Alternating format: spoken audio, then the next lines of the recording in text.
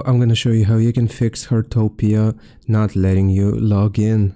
Once you open up the game and it looks like this, the first thing that I suggest doing is clicking repairs here in the top right corner, and it's gonna tell us that it's gonna attempt to clean up the update files to fix version mismatch issues.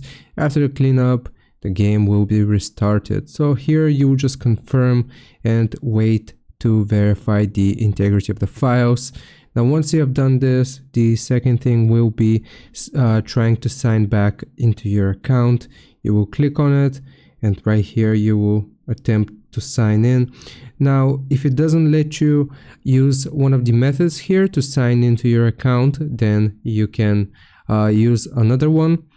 For example, you can use Google, you can use Apple, and once you have signed in to whatever account you use, then here also make sure that the server is set to the last login.